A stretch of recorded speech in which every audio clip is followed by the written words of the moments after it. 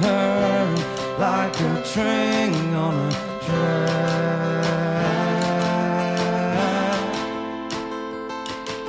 The horse tails are coming, so you back.